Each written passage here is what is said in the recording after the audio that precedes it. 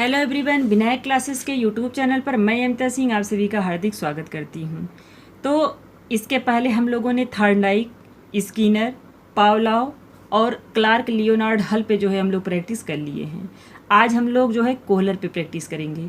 इसके बाद जो है अब हम सोच रहे हैं मेरे बच्चे कि जो इम्पॉर्टेंट है पहले उन लोगों पे हम लोग जो है प्रैक्टिस कर लें। उसके बाद जो मनोवैज्ञानिक या जो भी बच रहा है उसको जो है मैं लास्ट में चाहे दो दो तीन तीन करके एक साथ ले लूँगी, चाहे एक एक करके ले लूँगी, मतलब जैसा टाइम रहेगा पेपर के हिसाब से, जितना टाइम मिलेगा जिस हिसाब से मुझे उसी हिसाब से जो है आगे हम कर लेंगे, ठीक ना।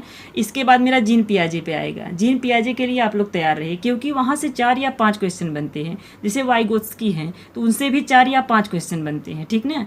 कोहलर हैं, कोहलर से भी प्रश्न ज़्यादा बनेंगे। तो जो मनोवैज्ञानिक हैं जिनसे प्रश्न ज़्यादा बनने के संभावित हैं उनको पहले हम लोग ले लेते हैं, ठीक ना। उसके बाद जो बचे रहेंगे मनोवैज्ञानिक उनको दो दो तीन तीन करके हम लोग ले लेंगे, ठीक ना। तो चलिए आज का पहला प्रश्न हम लोग देखते हैं। आज का पहला प्रश्न है मेरे बच्चे कि अंतर्दृष्टि द्वारा सीखने का सिद्धांत के प्रतिपादक कौन है? Thorndike, Kohler, Pavlov, Skinner. तो इसका आंसर है मेरे बच्चे कोहलर। कोहलर एक जर्मन मनोवैज्ञानिक थे, एक जर्मन मनोवैज्ञानिक थे, जर्मन मनोवैज्ञानिक थे जिन्हें गेस्टाल्ट मनोविज्ञान के विकास और अंतर्दृष्टि द्वारा सीखने के लिए जाना जाता है, ठीक ना। और ये थॉर्नडाइक साहब को जो है प्रयास एवं त्रुटि के लिए आप जानते हैं, प्रयास एवं त्रुटि के लिए जानते हैं, ठीक ना। और ये पावलोव साहब को शास्त्रीय अनुबंधन के लिए जानते हैं, शास्त्रीय अनुबंधन के लिए जानते हैं।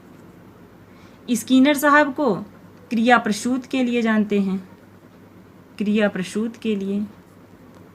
तो इसका आंसर था मेरे बच्चे कोहलर, ठीक ना। चलिए हम लोग अगले क्वेश्चन पे चलेंगे। अगला क्वेश्चन है कि कोहलर ने अपना प्रसिद्ध प्रयोग किस जानवर पर किया था? कुत्ता, बिल्ली, चिंपैंजी, चूहा। तो इसका आंसर है मेरे बच्चे चिंपैंजी।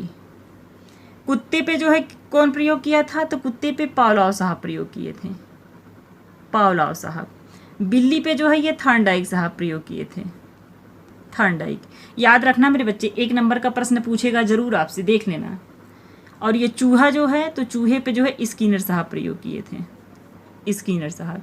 चूहे पे ही जो है ये हल साहब किए थे, क्लार्क लियोनार्ड हल, ठीक ना। तो चलिए हम लोग अगले क्वेश्चन पे चलेंगे। अगला क्वेश्चन है कि गेस्टाल्ट शब्द का अर्थ क्या है? पूर्ण या समग्र, टुकड़ों में, अभ्यास, त्रुटि। तो इसका आंसर है मेरे बच्चे पूर्ण या समग्र। गेस्टाल्ट एक जर्मन शब्द है। कौन सा शब्द है मेरे बच्चे? जर्मन शब्द है, जिसका अर्थ क्या होता है? जिसका अर्थ होता है आकृति या स्वरूप। इस विचारधारा का मानना है कि हम चीज़ों को उनके छोटे हिस्सों के बजाय एक संपूर्ण रूप में देखते हैं। किसके रूप में देखते हैं मेरे बच्चे? संपूर्ण रूप में देखते हैं, संपूर्ण रूप में, ठीक ना। और ये टुकड़ों में क्या होता है? तो यह गेस्टाल्टवाद के विपरीत होता है। किसके विपरीत होता है? गेस्टाल्टवाद के।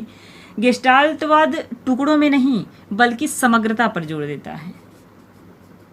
किस पर जोर देता है? समग्रता पर जोर देता है। अभ्यास और त्रुटि इन दोनों के लिए कौन जाने जाते हैं? तो थॉर्नडाइक साहब जाने जाते हैं, थॉर्नडाइक साहब। इसी त्रुटि को जो है प्रयास एवं त्रुटि कहते हैं बच्चे, प्रयास एवं त्रुटि कहते हैं। चलिए हम लोग अगले क्वेश्चन पे चलेंगे। अगला क्वेश्चन है कि निम्नलिखित में से कौन गेस्टाल्टवादी मनोवैज्ञानिकों के समूह में शामिल नहीं है? मैक्स वर्दीमर, वोल्फगंग कोहलर, कुर्ट कोफका, जेबी वाटसन। तो शामिल नहीं है, नहीं को पहले जो है अंदर कर लीजिए। इसमें जो है ये जेबी वाटसन साहब जो है ये व्यवहारवादी हैं, ठीक ना। इसका आंसर मेरे बच्चे डी है। और बाकी ये तीनों जो है ये गेस्टाल्ट मनोवैज्ञानिक हैं, गेस्टाल्ट मनोवैज्ञानिक हैं, ठीक ना। चलिए हम लोग अगले क्वेश्चन पे चलेंगे। अगला क्वेश्चन है कि कोहलर के अनुसार अधिगम यानी सीखना किसका परिणाम है? बार बार अभ्यास, उद्दीपन और अनुक्रिया का, परिस्थिति के पूर्ण प्रत्यक्षीकरण और सूझ का, अनुकरण का। तो इसका आंसर है मेरे बच्चे परिस्थिति के पूर्ण प्रत्यक्षीकरण और सूझ का। यह जो है किसी समस्या को टुकड़ों में न देखकर उसे किस रूप में देख रहा? समग्र रूप में देखना, समग्र रूप में देखना। और अचानक, मैंने आपसे कहा था ना अचानक शब्द आएगा, और अचानक समाधान पा लेना, समाधान पा लेना। बार बार अभ्यास, तो ये थॉर्नडाइक साहब का है, थॉर्नडाइक का। उद्दीपन और अनुक्रिया का अगर संबंध कर रहा है तब तो ये पावलोव का हो जाएगा, नहीं तो उद्दीपन और अनुक्रिया ये भी जो है थॉर्नडाइक का है, ठीक ना। अनुकरण का मेरे बच्चे ये बंडूरा साहब हैं, बंडूरा हैं। चलिए हम लोग अगले क्वेश्चन पे चलेंगे। अगला क्वेश्चन है कि अंतर्दृष्टि अधिगम किस प्रकार की प्रक्रिया है? यांत्रिक प्रक्रिया, संज्ञानात्मक प्रक्रिया, शारीरिक प्रक्रिया, केवल अनुशासनात्मक प्रक्रिया। तो इसका आंसर है मेरे बच्चे संज्ञानात्मक प्रक्रिया। अब ये संज्ञानात्मक प्रक्रिया क्या है? तो जिसमें व्यक्ति समस्याओं को सुलझाने के लिए अपनी बुद्धि और सोच का उपयोग करता है, यही है संज्ञानात्मक प्रक्रिया। चलिए हम लोग अगले क्वेश्चन पे चलेंगे। अगला क्वेश्चन है कि सूझ के बारे में क्या सत्य है?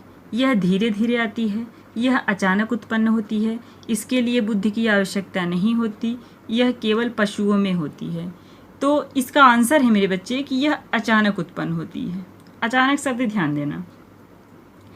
इसमें कोहलर के अनुसार जो है अधिगम जो होता है वह अचानक आई सूझ का परिणाम होता है। जबकि व्यक्ति जो है वह पूरी परिस्थितियों को एक साथ देखता है, तो उसे समाधान क्या होता है मेरे बच्चे? अचानक मिल जाता है। और यह धीरे धीरे आती है, तो यह प्रयत्न एवं त्रुटि से है, थॉर्नडाइक प्रयत्न एवं त्रुटि से है, जिसको जो है थॉर्नडाइक साहब ने दिया है। इसके लिए बुद्धि की आवश्यकता नहीं होती है, नहीं मेरे बच्चे, इसके लिए बुद्धि की आवश्यकता होती है। अगर बुद्धि नहीं रहेगा तो उसका दिमाग नहीं चलेगा। इसके लिए उच्च स्तर की बुद्धि की ज़रूरत पड़ती है, उच्च स्तर के बुद्धि की ज़रूरत पड़ती है, ठीक ना। यह केवल पशुओं में होती है ऐसी बात नहीं है। सूझ जो है इंसान को भी जो है चाहिए, चाहे वो पशु हो चाहे वो जानवर हो, सूझ सबके लिए ज़रूरत पड़ती है। चलिए हम लोग अगले क्वेश्चन पे चलेंगे। अगला क्वेश्चन है कि अचानक आइडिया या समस्या का समाधान एकाएक मिल जाना क्या कहलाता है? प्रयत्न एवं भूल, अंतर्दृष्टि, शास्त्रीय अनुबंधन, पुनर्बलन। तो इसका आंसर है मेरे बच्चे अंतर्दृष्टि। अंतर्दृष्टि को दिया किसने है? तो कोहलर साहब ने दिया है, उसी को आप पढ़ ही रहे हैं, ठीक ना। इसी को जो है सूझ का सिद्धांत कहते हैं। प्रयत्न एवं भूल के लिए जो है ये थॉर्नडाइक साहब को जानते हैं आप, थॉर्नडाइक। प्रयत्न एवं भूल को ही और किस नाम से जानते हैं? तो यसार उद्दीपक अनुक्रिया सिद्धांत के लिए जानते हैं। शास्त्रीय अनुबंधन ये पावलोव साहब का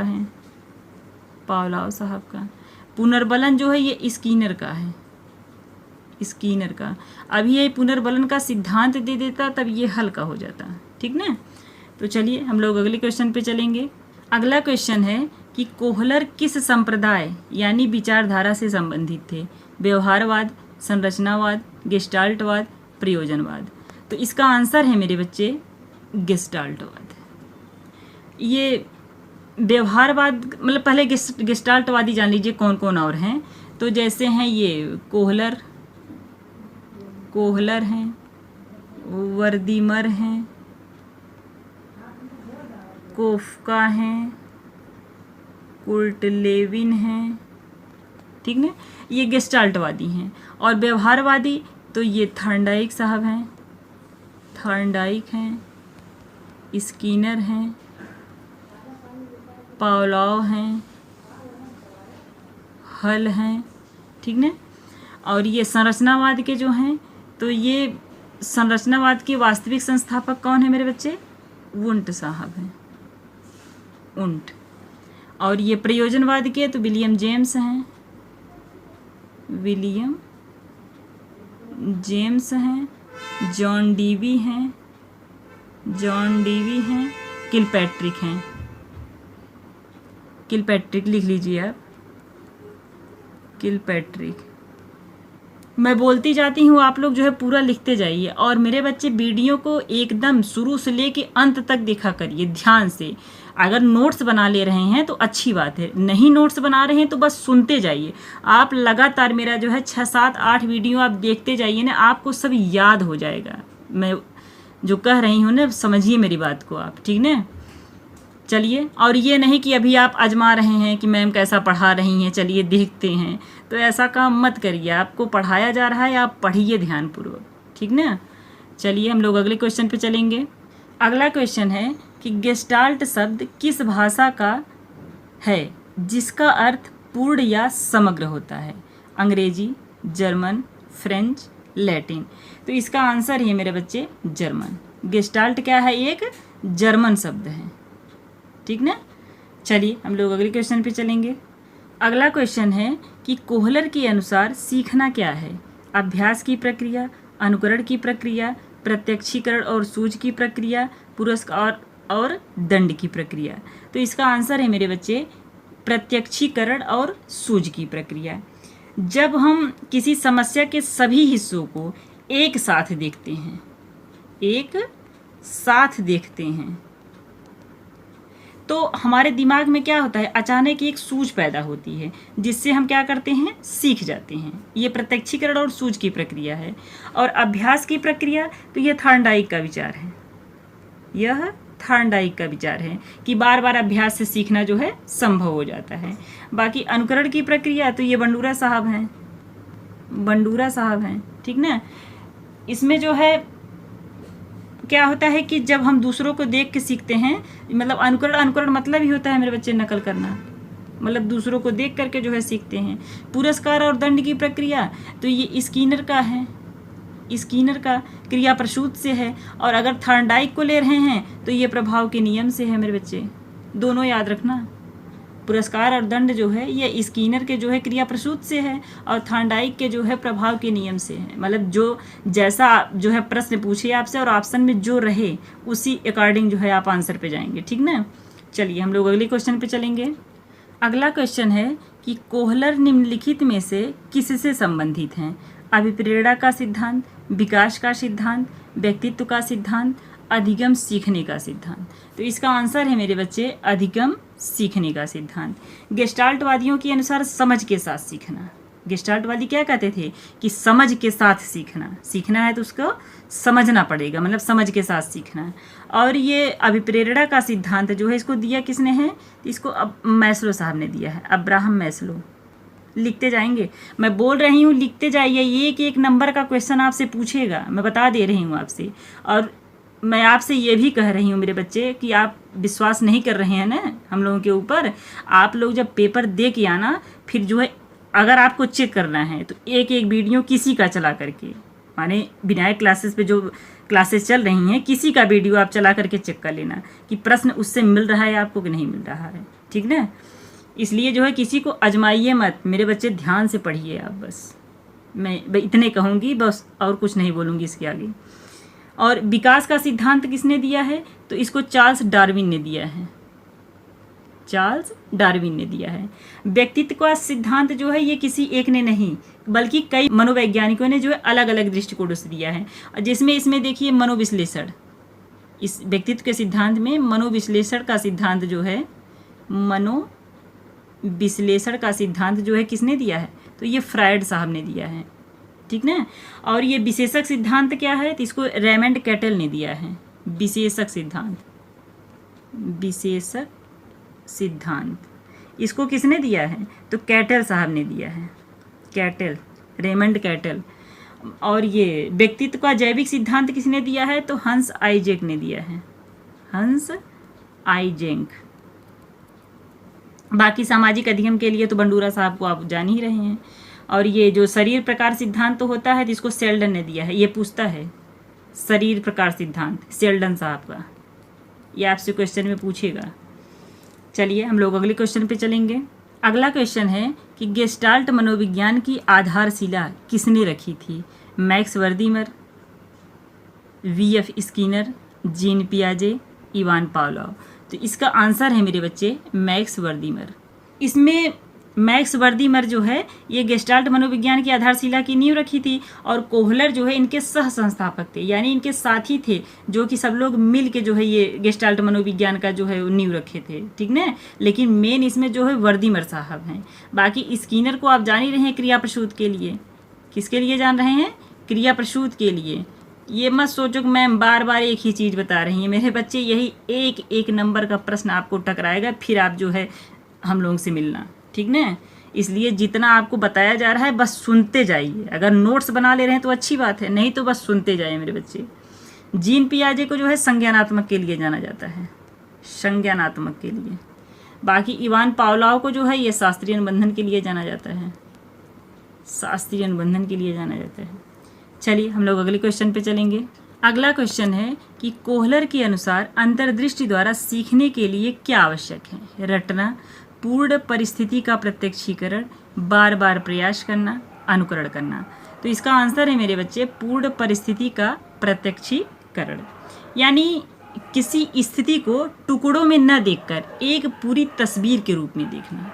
किसके रूप में देखना, एक पूरी तस्वीर के रूप में देखना। और ये रटना शब्द, तो रटने के बजाय बल्कि मेरे बच्चे समझ विकसित कीजिए, बच्चों के अंदर क्या विकसित करिए, समझ विकसित करिए। बार बार प्रयास करना, तो ये प्रयत्न एवं त्रुटि से है, थॉर्नडाइक साहब का। अनुकरण करना, तो ये सामाजिक अधिगम सिद्धांत से है, जिसको अल्बर्ट बंडूरा साहब ने दिया है, ये अनुकरण का सिद्धांत, ठीक ना। तो चलिए हम लोग अगले क्वेश्चन पे चलेंगे। वीडियो यदि मेरे बच्चे आप लोगों को अच्छी लगती है तो एक लाइक किया करिए, और अपने दोस्तों तक शेयर ज़रूर कर दिया करिए, ताकि उन बच्चों को भी जो है फ़ायदा मिल सके जो बच्चे यूपी टेट से संबंधित हैं, ठीक ना। और बाकी आप लोग तो कसम खा लिए हैं कि हम लोग को ना तो लाइक करना है ना तो शेयर करना है, मतलब कुछ भी नहीं करना है, चाहे मैम लोग भूखती रह जाएं, ठीक ना। ऐसा मत करिए मेरे बच्चे, कम से कम आपसे जो कहा जा रहा है उतना तो सुन लीजिए। वीडियो को एक लाइक किया करिए आप लोग, ठीक ना, और शेयर किया करिए। अगर नए हैं चैनल पे तो चैनल को सब्सक्राइब भी कर लें, ठीक। अगला क्वेश्चन है कि वुल्फगैंग कोहलर किस देश के मनोवैज्ञानिक थे, अमेरिका, जर्मनी, रूस, फ्रांस। तो इसका आंसर है मेरे बच्चे जर्मनी। जर्मनी से और कौन कौन लोग थे, तो जर्मनी से वुंट साहब थे, कौन थे, वुंट साहब थे, और वर्दीमर साहब थे, मैक्स वर्दीमर, वर्दीमर साहब थे, कोफ्का थे, कोफ्का थे, कर्ट लेविन थे, ये सब जो है जर्मनी से हैं। अमेरिका से कौन कौन है, तो अमेरिका से थॉर्नडाइक साहब हैं, स्किनर साहब हैं, स्किनर साहब हैं, और ये जेबी वाटसन साहब हैं, ये सब अमेरिका से हैं। रूस से कौन कौन है, तो रूस से पावलोव साहब हैं, पावलोव साहब हैं, वाइगोत्स्की साहब हैं, वाइगोत्स्की साहब हैं। और फ्रांस से जो है ये अल्फ्रेड बिने हैं, अल्फ्रेड बिने हैं, ठीक ना। चलिए हम लोग अगले क्वेश्चन पे चलेंगे। अगला क्वेश्चन है कि सूझ के सिद्धांत में सूझ का अर्थ क्या है, रटना, अभ्यास करना, अचानक समस्या का हल मिलना, नकल करना। तो इसका आंसर है मेरे बच्चे अचानक समस्या का हल मिलना। रटना, रटने के बजाय समझ विकसित करना, समझ विकसित करना। अभ्यास करना, ये थॉर्नडाइक साहब का है, थॉर्नडाइक साहब का। नकल करना यानी अनुकरण करना, अनुकरण करना किसका है? बंडूरा साहब का है, सामाजिक अधिगम सिद्धांत। ठीक ना, चलिए हम लोग अगले क्वेश्चन पे चलेंगे। अगला क्वेश्चन है कि कोहलर के छड़ी वाले प्रयोग में चिंपैंजी ने केले प्राप्त करने के लिए क्या किया? वह दीवार पर चढ़ गया, उसने कूद कर केले पकड़े, उसने 2 छड़ियों को आपस में जोड़कर केले खींचे, उसने केले मिलने का इंतजार किया। तो इसका आंसर है मेरे बच्चे, उसने 2 छड़ियों को आपस में जोड़कर केले खींचे। पहले उसने जब एक छड़ी को उठाया तो केला नहीं मिला, तब क्या किया, उसने देखा वहाँ पे और छड़ी रखी थी, तो उसने एक छड़ी को और लिया और दोनों को क्या किया, ज्वाइंट किया। जब दोनों को ज्वाइंट कर देंगे तो छड़ी लंबी हो जाएगी, फिर उसने जो है केले को क्या किया, प्राप्त कर लिया। चलिए हम लोग अगले क्वेश्चन पे चलेंगे। अगला वीडियो मैं सोच रही हूँ मेरे बच्चे कि जीन पियाजे पे लेके आऊँ। आप लोगों का क्या राय है? आप लोग भी कमेंट बॉक्स में लिखना कि मैम इस पे लेके आइए, तो मैं उस पर ज़रूर लाऊंगी। ठीक ना, आप कमेंट करके मुझे बताना जिस पे आपको ज़रूरत होगी, आप कमेंट करना, मैं ज़रूर लेके आऊँगी। ठीक ना। अगला क्वेश्चन है कि बॉक्स वाली समस्या में सुल्तान यानी चिंपैंजी ने अपनी समस्या का समाधान कैसे पाया? ट्रायल और एरर यानी प्रयत्न एवं भूल द्वारा, सूझ या अंतर्दृष्टि द्वारा, अनुकरण द्वारा, शास्त्रीय अनुकूलन द्वारा। तो इसका आंसर है मेरे बच्चे कि सूझ या अंतर्दृष्टि द्वारा। सूझ या अंतर्दृष्टि क्या होता है? तो इस सिद्धांत के अनुसार सीखना भूल प्रयास से नहीं बल्कि समस्या को अचानक और समग्र रूप से समझने से होता है। मैं बोलती हूँ जब मेरे बच्चे, तो उसको आप लिख लिया करें। ठीक ना, जब लिख लेंगे तो आपको जो है आसानी से समझ में आने लगेगी हर चीज़, इसलिए लिखा करिए। ठीक ना। ट्रायल और एरर, इसी को प्रयत्न एवं भूल कहते हैं। नाम याद रखना मेरे बच्चे, ट्रायल एंड एरर, क्योंकि अगर ये प्रयत्न और भूल नहीं दिया रहेगा तो हो सकता है आप कन्फ्यूजन में आ जाए, इसलिए इसको भी नाम याद रखना कि ट्रायल और एरर यानी ट्रायल एंड एरर को ही प्रयत्न एवं भूल का सिद्धांत कहते हैं। ठीक ना। दिया किसने है? तो थॉर्नडाइक साहब ने दिया है, थॉर्नडाइक ने। बाकी अनुकरण के लिए अब तो जवानी रटा गया होगा आपको, बंडूरा साहब हैं। शास्त्रीय अनुकूलन के लिए पावलोव साहब हैं। ठीक ना। चलिए हम लोग अगले क्वेश्चन पे चलेंगे। अगला क्वेश्चन है कि कोहलर के उस प्रसिद्ध चिंपैंजी का नाम क्या था जिस पर उन्होंने प्रयोग किया था? शेरू, मैक्स, सुल्तान, किंग। तो इसका आंसर है मेरे बच्चे सुल्तान। उस चिंपैंजी का क्या नाम था? सुल्तान था। ठीक ना। चलिए हम लोग अगले क्वेश्चन पे चलेंगे। अगला क्वेश्चन है कि गेस्टाल्टवाद के संप्रदाय से कौन सा मनोवैज्ञानिक जुड़ा है? कोहलर, कोफका, वर्दीमर, उपरोक्त सभी। तो इसका आंसर है मेरे बच्चे उपरोक्त सभी। यह सिद्धांत संपूर्ण से अंश की ओर सीखने पर जोर देता है। ठीक ना। और ये वर्दीमर साहब को जो है गेस्टाल्ट मनोविज्ञान का संस्थापक माना जाता है। क्या माना जाता है? संस्थापक माना जाता है। बाकी जो है कोफका जो है ये एक जर्मन मनोवैज्ञानिक हैं, एक जर्मन मनोवैज्ञानिक है। ठीक ना। चलिए हम लोग अगले क्वेश्चन पे चलेंगे। अगला क्वेश्चन है कि बॉक्स वाली समस्या में सुल्तान ने लक्ष्य तक पहुंचने के लिए बॉक्सों का क्या किया? बॉक्सों को तोड़ दिया, बॉक्सों को एक के ऊपर एक रखकर उन पर चढ़ गया है मेरे बच्चे। ठीक ना, ये चढ़ गया है, उन पर चढ़ा।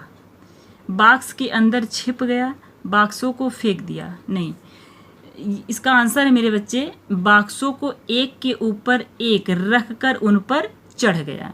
जैसे ये बॉक्स है, फिर इसके ऊपर बॉक्स उसने रखा, फिर इसके ऊपर बॉक्स रखा, उस पर चढ़ता गया और जो है उसने क्या किया, केले को पा गया।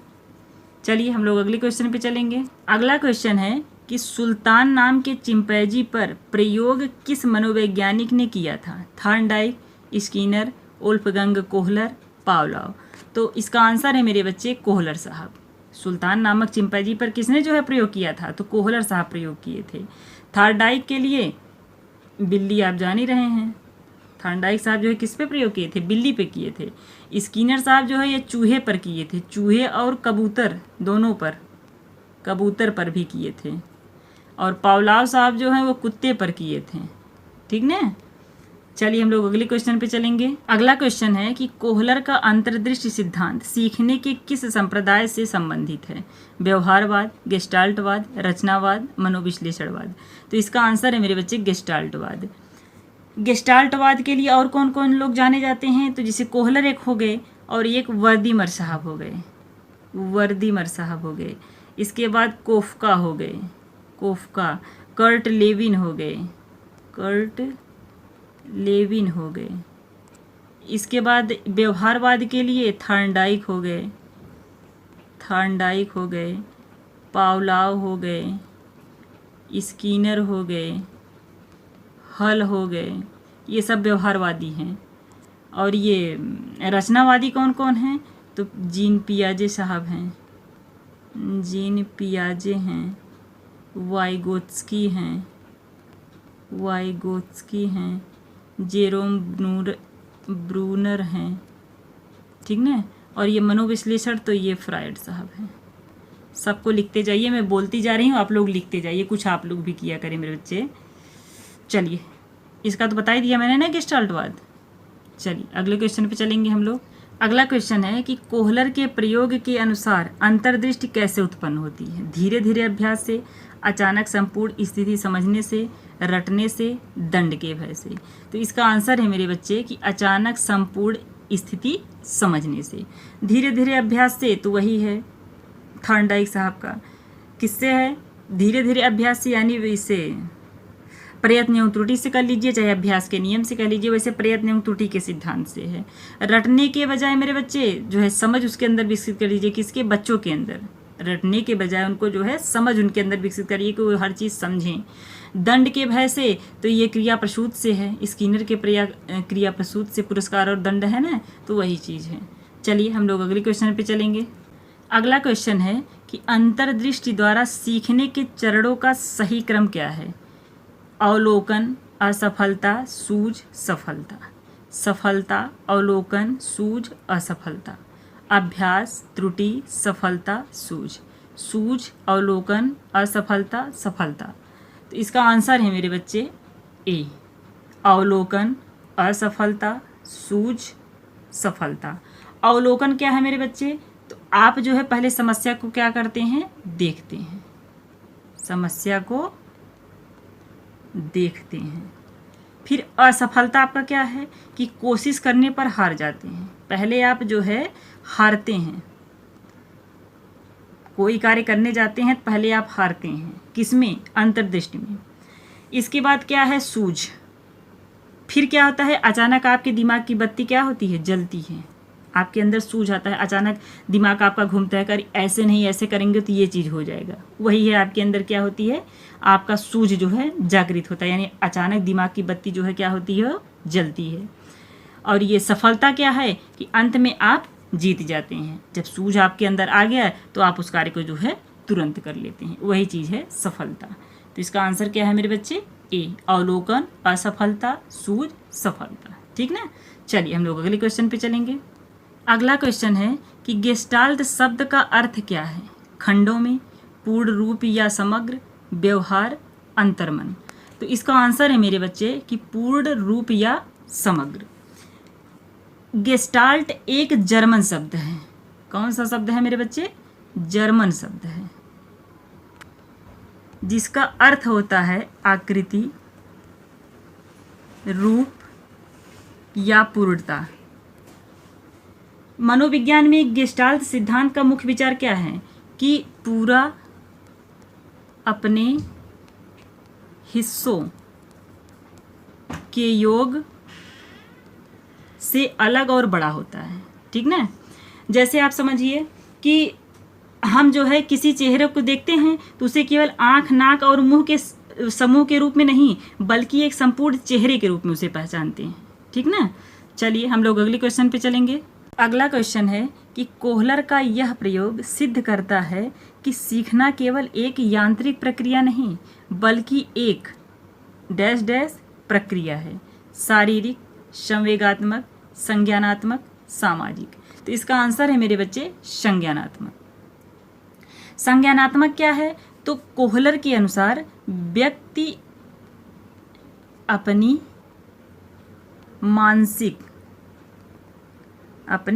मानसिक शक्तियों और सूझबूझ का उपयोग करके समस्याओं का समाधान ढूंढता है। यह कोहलर के अनुसार है, ठीक ना। और बाकी यह शारीरिक क्या होता है? तो शारीरिक यह केवल शरीर की गतिविधियों से संबंधित है। कोहलर का मानना था कि सीखना दिमाग की सक्रियता पर निर्भर करता है, ठीक ना। और यह संवेगात्मक क्या है? तो संवेगात्मक यह भावनाओं से जुड़ा है। किससे जुड़ा है मेरे बच्चे? भावनाओं से जुड़ा है। हालांकि सीखने में भावनाओं की भूमिका होती है, लेकिन कोहलर का जो मुख्य है वो बौद्धिक क्षमता पर है, ठीक ना। और बाकी सामाजिक जो है तो ये दूसरों के साथ बातचीत और समाज से सीखने पर केंद्रित होती है।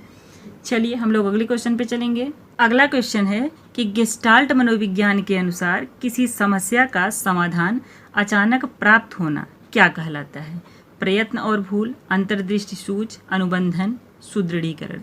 तो इसका आंसर है मेरे बच्चे अंतर्दृष्टि या सूझ। सीखना अभ्यास या भूल सुधार से नहीं बल्कि किसी समस्या को समग्र से समझने और अचानक दिमाग की बत्ती जलने से होता है, ठीक ना।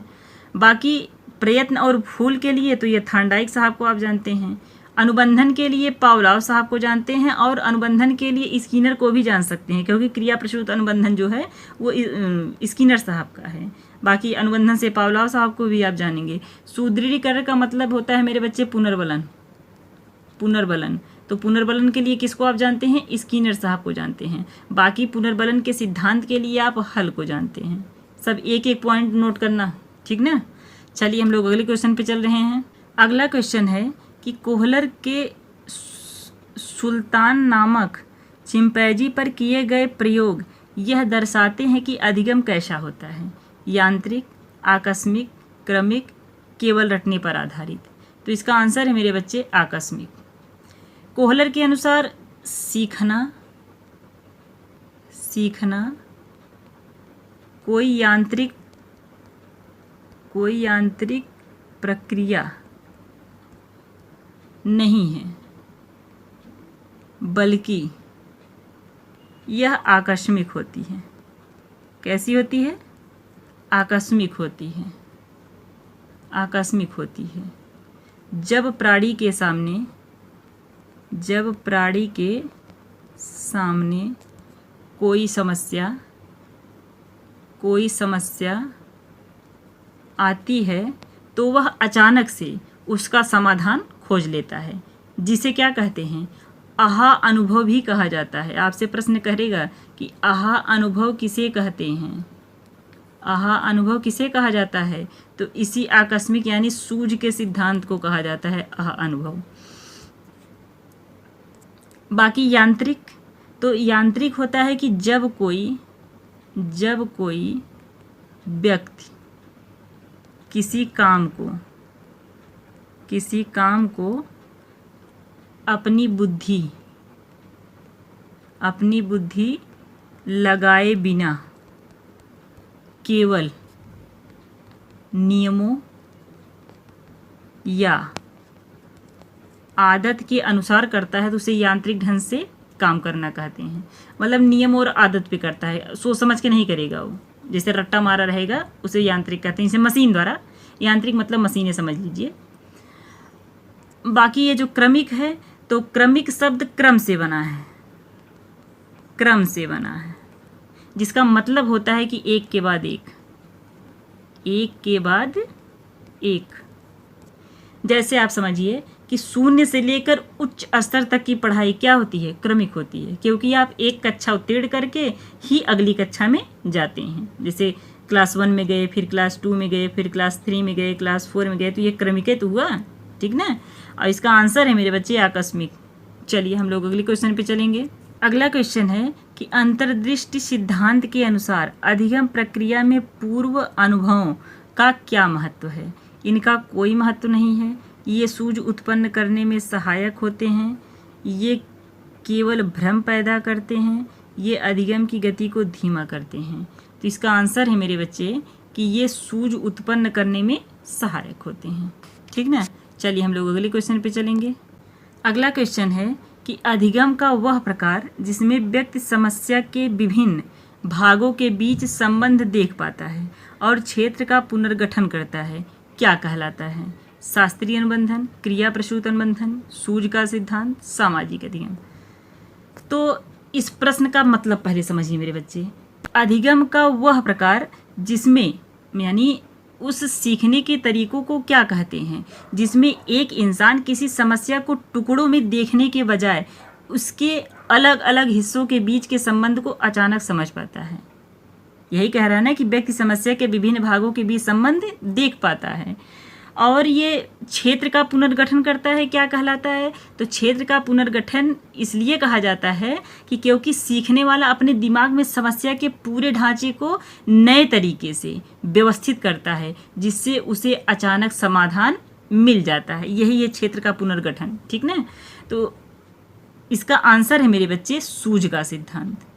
क्या है, सूझ का सिद्धांत।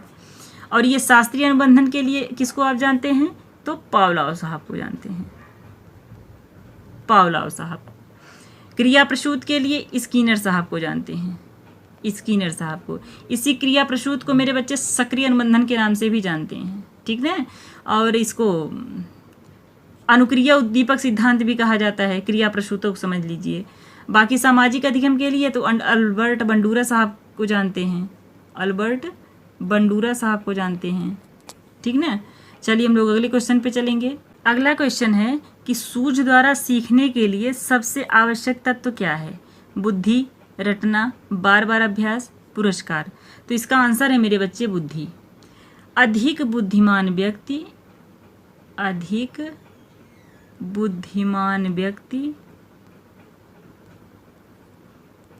जल्दी सूझ विकसित करते हैं।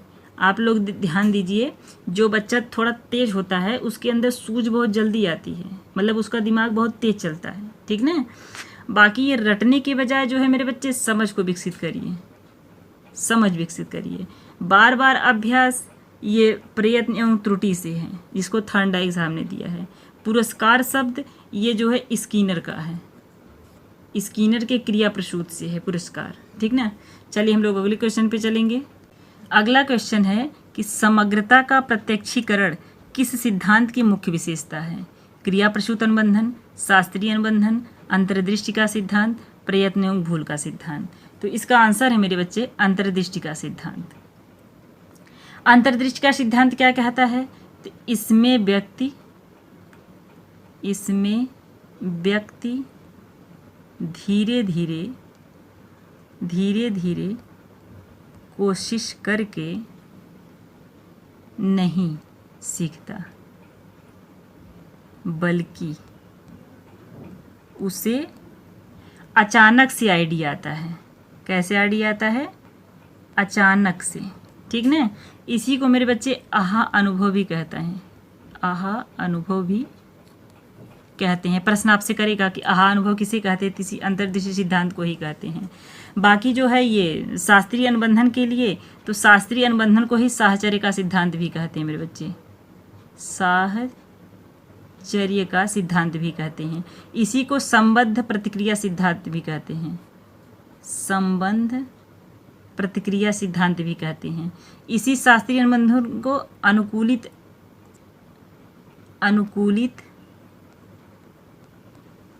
अनुक्रिया का सिद्धांत भी कहते हैं, ठीक ना। और ये प्रयत्न एवं भूल के लिए तो थॉर्नडाइक को आप जान ही रहे हैं। चलिए हम लोग अगले क्वेश्चन पे चलेंगे।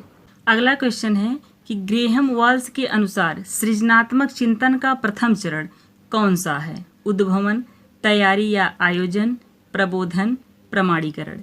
तो इसका आंसर है मेरे बच्चे तैयारी या आयोजन। इसमें यह सृजनात्मक प्रक्रिया का पहला चरण होता है। तैयारी या आयोजन यह सृजनात्मक प्रक्रिया का पहला चरण होता है। पहला चरण होता है, इसको ध्यान देना। तैयारी या आयोजन जो है यह सृजनात्मकता का जो है पहला चरण होता है। इस अवस्था में व्यक्ति जो है समस्या को क्या करता है, समझता है, समस्या को समझता है, ध्यान देना इसका। और उससे संबंधित सूचनाएं, तथ्य या संसाधन जो है क्या करता है, इकट्ठा करता है तैयारी या आयोजन में, ठीक ना। जैसे आप समझिए कि आपको पेंटिंग बनाना है, ठीक ना। अब आपको पेंटिंग बनाना है तो पहले आप क्या करेंगे, विषय चुनेंगे कि आपको जो है किस पे पेंटिंग बनानी है, विषय को चुनेंगे। फिर जब विषय आप चुन लेंगे कि हमको इसी पे पेंटिंग बनानी है, तो आप क्या करेंगे, फिर उसमें रंग और ब्रश दोनों का जो है इंतजाम करेंगे कि मुझे कौन सा ब्रश लेना है, कौन सा रंग लेना है। वही चीज़ है तैयारी या आयोजन, ठीक ना। चलिए हम लोग अगले क्वेश्चन पे चलेंगे। अगला क्वेश्चन है कि सृजनात्मक चिंतन की वह अवस्था जिसमें व्यक्ति समस्या पर प्रत्यक्ष रूप से विचार नहीं कर रहा होता, लेकिन समाधान अवचेतन मन में चल रहा होता है, क्या कहलाती है। सत्यापन, तैयारी, उष्मायन, इनमें से कोई नहीं। तो इसका आंसर है मेरे बच्चे उष्मायन।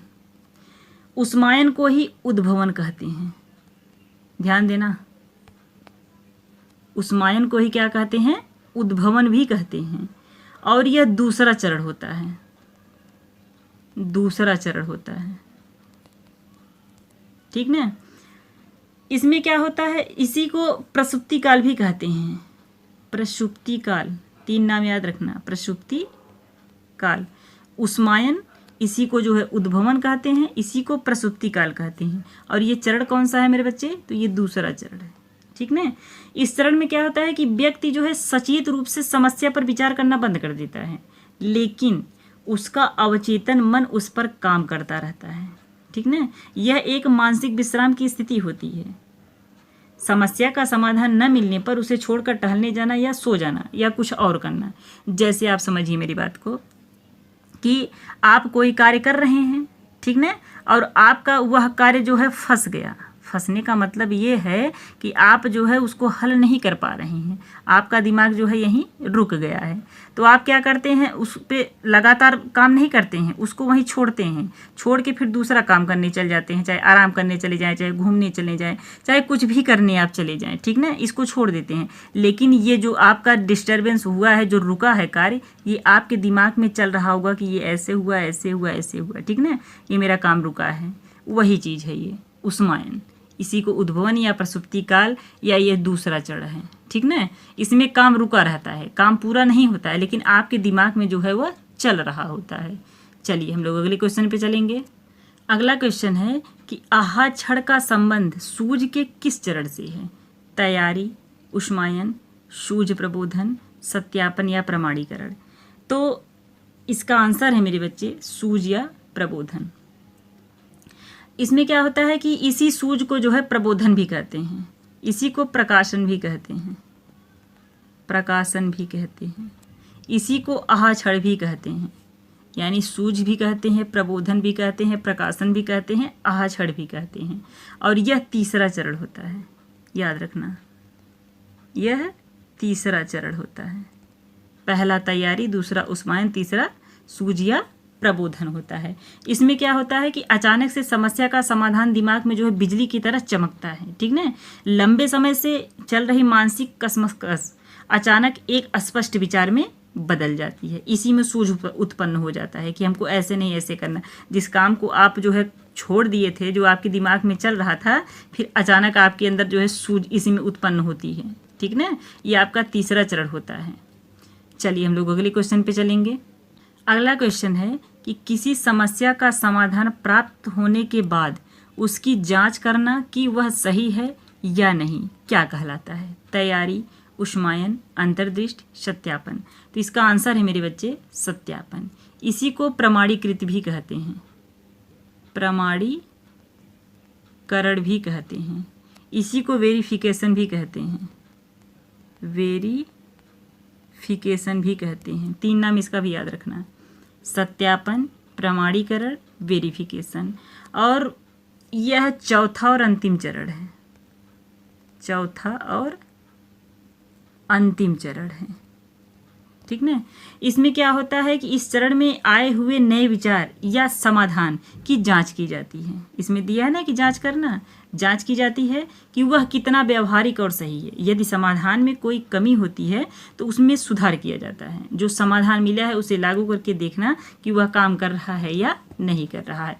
तो ये सत्यापन है मेरे बच्चे। बस इतना याद रखना आप कि इसमें जो है जांच करना कि वह सही है या नहीं है। इसी को प्रमाणीकरण भी कहते हैं, इसी को वेरिफिकेशन भी कहते हैं। और इतना याद रखना कि ये चौथा और अंतिम चरण होता है, सत्यापन। चलिए हम लोग अगले क्वेश्चन पे चलेंगे। अगला क्वेश्चन है कि यूरेका शब्द का संबंध किस अवस्था से है? प्रथम अवस्था, द्वितीय अवस्था, तृतीय अवस्था, चतुर्थ अवस्था। तो इसका आंसर है मेरे बच्चे तृतीय अवस्था। इसी को प्रबोधन या प्रकाशन या इल्यूमिनेशन कहते हैं।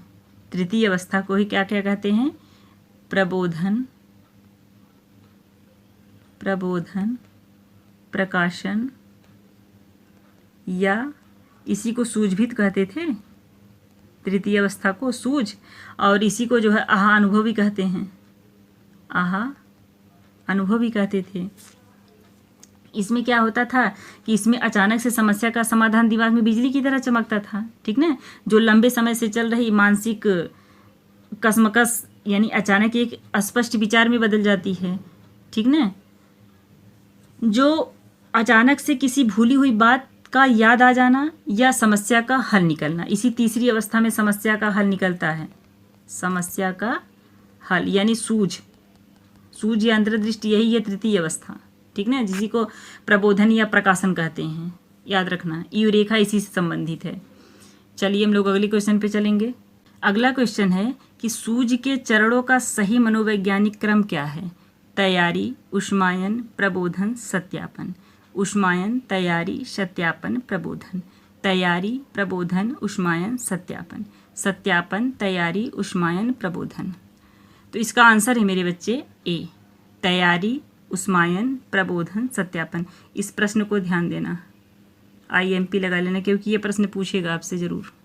इस टाइप का मैंने जो है 2-3 प्रश्न कराया है सब में, चाहे वो थॉर्नडाइक का रहा हो, चाहे वो स्किनर का रहा हो, चाहे वो हल का रहा हो। एक एक क्वेश्चन ऐसा है सब में। उस प्रश्न को ज़रूर देख लेना, क्योंकि ऐसा इस टाइप का प्रश्न पूछेगा आपसे।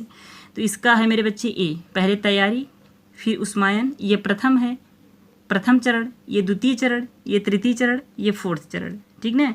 तैयारी में क्या होता है कि यह शुरुआती चरण होता है, जहाँ आप समस्या को समझते हैं और उससे संबंधित जानकारी इकट्ठा करते हैं, ये आपका तैयारी हो गया।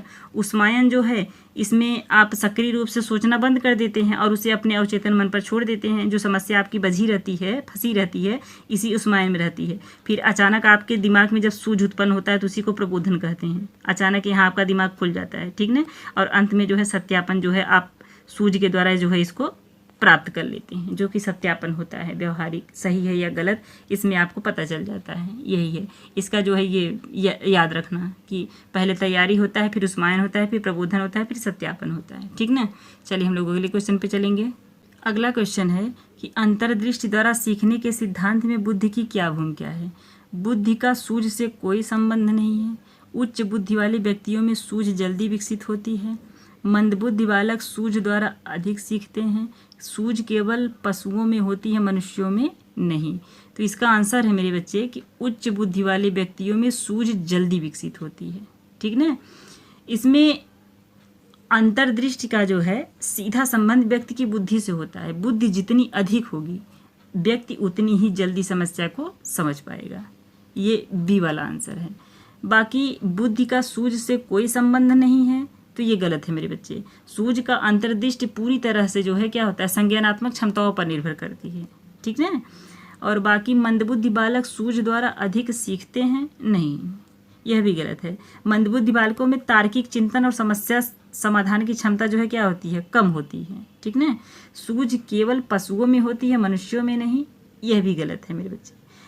हालांकि कोहलर ने अपने प्रयोग में सुल्तान नामक चिंपैंजी पर प्रयोग किए थे, लेकिन उन्होंने यह सिद्ध किया कि सूझ जो है वो मनुष्यों में विशेषकर उच्च स्तर की समस्याओं को हल करने में सबसे प्रभावी भूमिका होती है। ठीक ना, इसलिए जो है सूझ दोनों में होती है, चाहे वो पशु हो चाहे वो मनुष्य हो। ठीक ना, चलिए हम लोग अगले क्वेश्चन पे चलेंगे। अगला क्वेश्चन है कि कोहलर के प्रयोग में सुल्तान चिंपैंजी समस्या का समाधान करने में सफल रहा क्योंकि उसे पूर्व में छड़ियों के साथ खेलने का अनुभव था। यह सूझ के किस कारक को दर्शाता है? समस्या की प्रकृति, जीव की प्रेरणा, पूर्व अनुभव, बुद्धि। तो इसका आंसर है मेरे बच्चे पूर्व अनुभव। पूर्व अनुभव क्या बताता है कि पुरानी सीखी गई बातें नई समस्या को हल करने में कैसे मदद करती हैं। ये है पूर्व अनुभव, यही आपका आंसर है। बाकी समस्या की प्रकृति तो अंतर्दृष्टि या सूझ इस बात पर निर्भर करती है कि समस्या कितनी जटिल है। ये समस्या की प्रकृति कहती है। ठीक ना, बाकी जीव की प्रेरणा क्या है? तो किसी भी समस्या को हल करने के लिए एक लक्ष्य या प्रेरणा का होना अनिवार्य है। ये जीव की प्रेरणा कहता है। बुद्धि क्या होता है मेरे बच्चे? कि सूझ द्वारा सीखना पूरी तरह से संज्ञानात्मक क्षमता या बुद्धिमत्ता पर निर्भर करता है। ये बुद्धि होती है। ठीक ना, इसका आंसर है मेरे बच्चे पूर्व अनुभव, याद रखना। चलिए हम लोग अगले क्वेश्चन पे चलेंगे। अगला क्वेश्चन है कि सूझ द्वारा सीखने के लिए समस्या का स्वरूप कैसा होना चाहिए?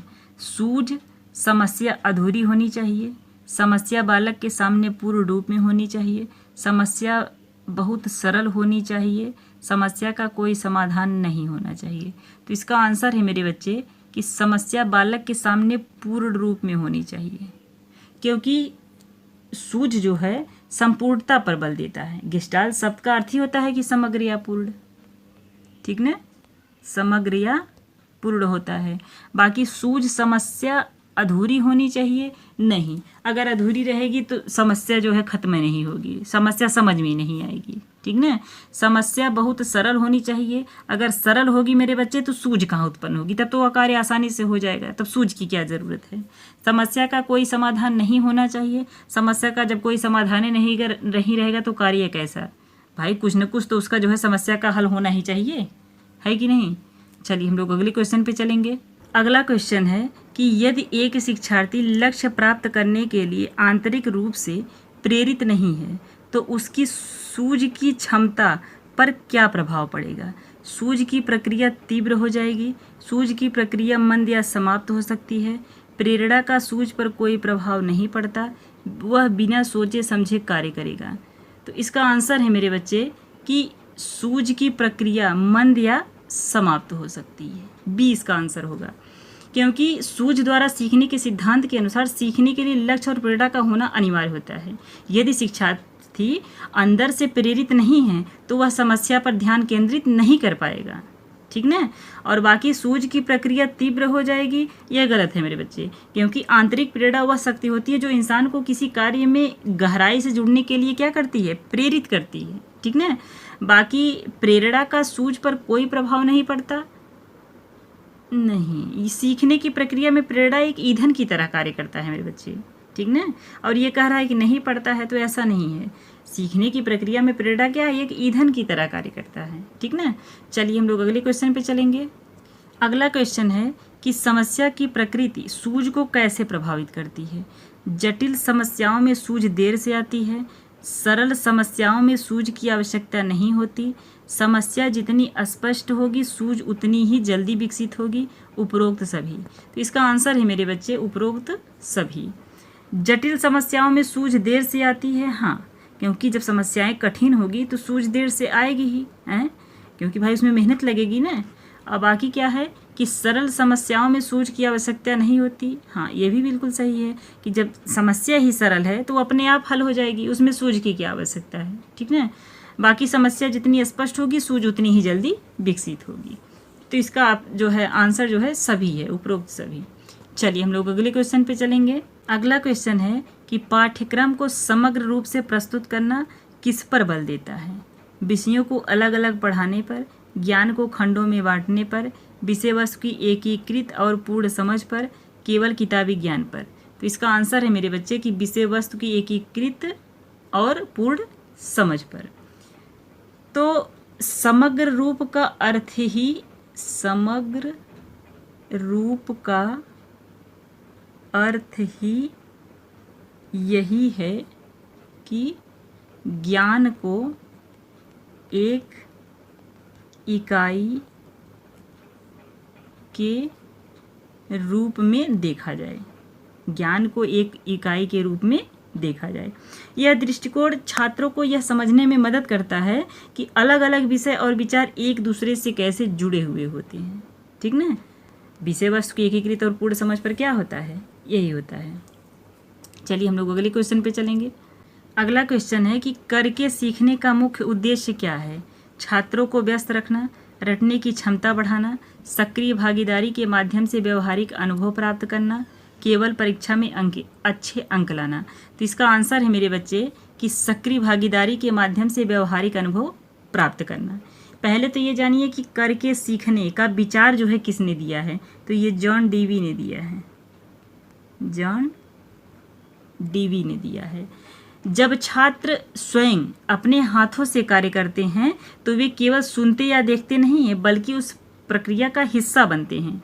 इससे उन्हें व्यवहारिक अनुभव मिलता है। जब अपने हाथ से करके सीखते हैं कोई चीज़, जब वो करके सीखते हैं तो वो उनको जो है ज़्यादा दिन तक जो है क्या होती है, उनको उनके दिमाग में रहती है। ठीक ना, रटने की क्षमता बढ़ाना, नहीं, रटने की क्षमता नहीं, बल्कि उनके अंदर समझ विकसित करना। छात्रों को व्यस्त रखना, व्यस्त रखिए, लेकिन अब इतना ही नहीं है कि उनको हमेशा व्यस्त रखिए। ठीक ना, चलिए हम लोग अगले क्वेश्चन पे चलते हैं। अगला क्वेश्चन है कि शिक्षण में समस्या समाधान विधि से क्या विकसित होता है? केवल याद करने की शक्ति, तार्किक और आलोचनात्मक सोच, अनुशासन की भावना, लिखाई का कौशल। तो इसका आंसर है मेरे बच्चे तार्किक और आलोचनात्मक सोच। उसके अंदर क्या विकसित होगी?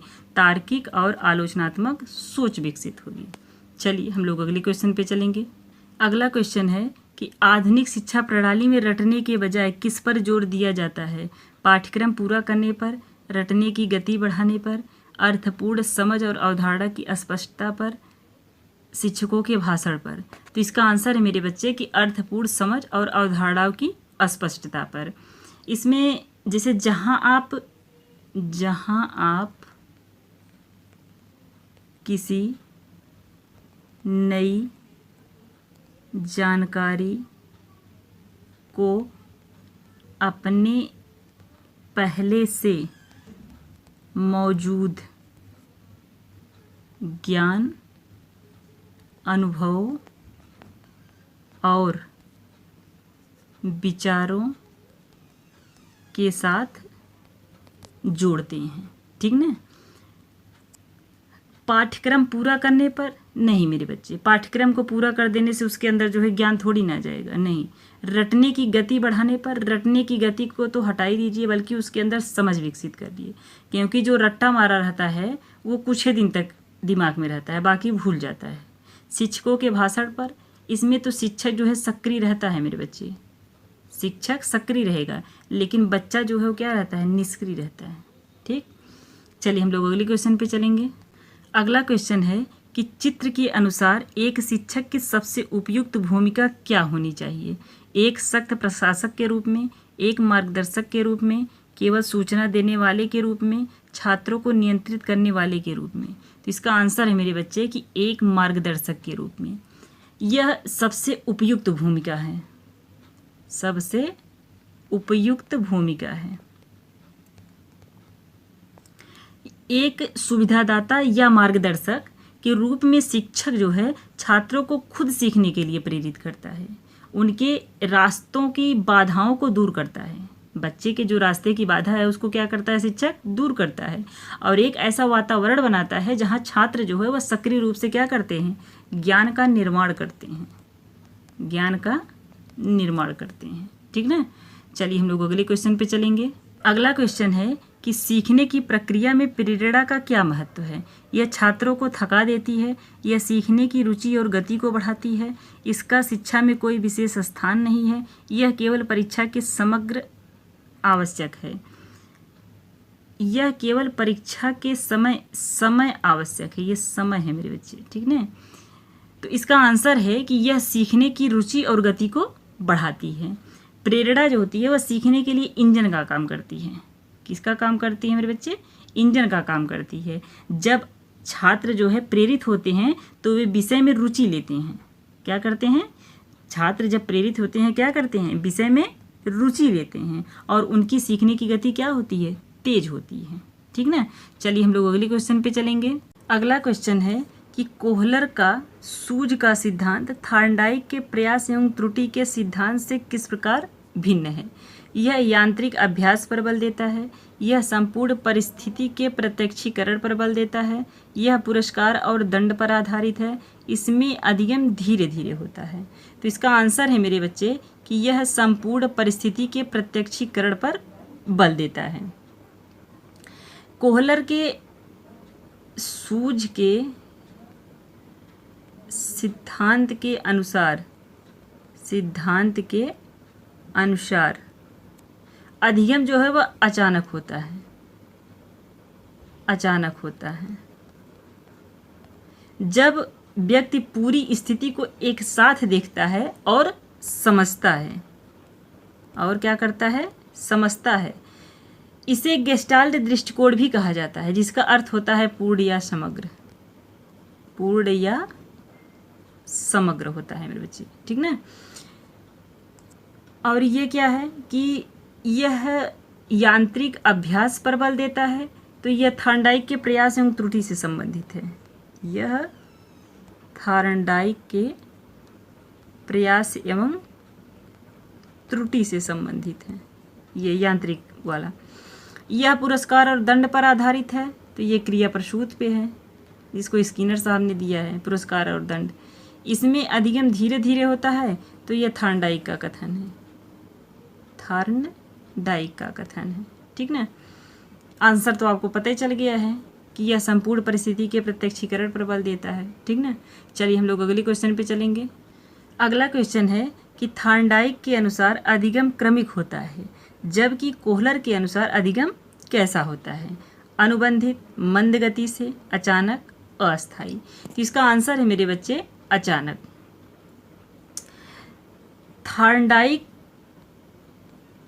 थार्नडाइक अधिगम को अभ्यास और क्रमिक सुधार मानते हैं,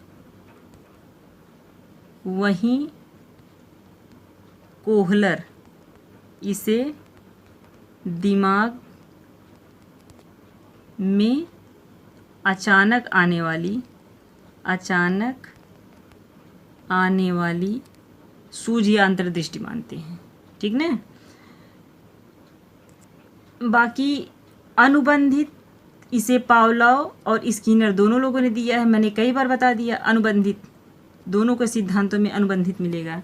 बाकी मंद गति से यह विचार आंशिक रूप से प्रयास और त्रुटि से संबंधित है मेरे बच्चे। मंद गति वाला ये प्रयास एवं त्रुटि से संबंधित है, मंद गति से। ठीक ना। चलिए हम लोग अगले क्वेश्चन पे चलेंगे। अगला क्वेश्चन है कि कोहलर बनाम पावलोव की तुलना में पावलोव का सिद्धांत किस पर आधारित है, संज्ञानात्मक योग्यताओं पर, सहज क्रियाओं के अनुबंधन पर, समस्या समाधान पर, बुद्धिमत्ता के प्रयोग पर। तो इसका आंसर है मेरे बच्चे कि सहज क्रियाओं के अनुबंधन पर। पावलोव क्या किए थे, एक प्राकृतिक उद्दीपक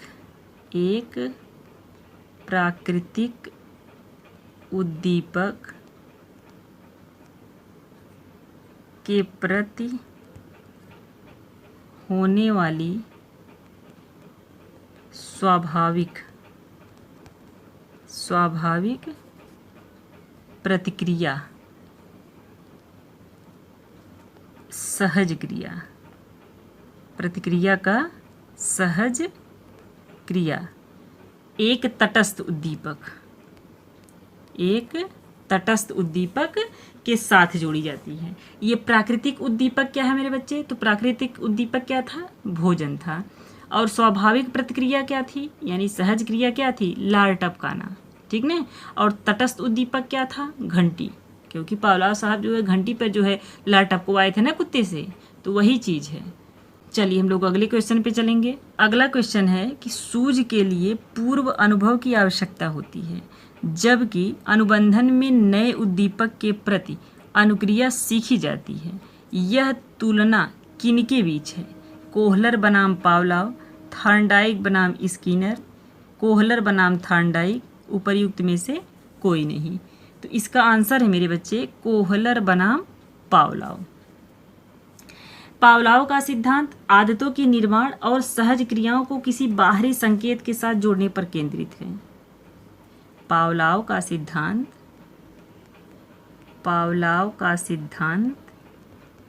आदतों के निर्माण, लिखते जाएंगे आप लोग, आदतों के निर्माण और सहज क्रियाओं को किसी बाहरी संकेत के साथ जोड़ने पर क्या करता है? केंद्रित करता है। जबकि कोहलर का सिद्धांत जो है वह बुद्धि और समझ पर आधारित है।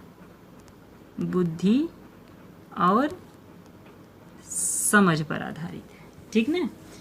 चलिए हम लोग अगले क्वेश्चन पे चलेंगे। अगला क्वेश्चन है कि अंतर्दृष्टि द्वारा सीखने के लिए सबसे आवश्यक तत्व क्या है, जिसे थॉर्नडाइक ने गौड़ माना है?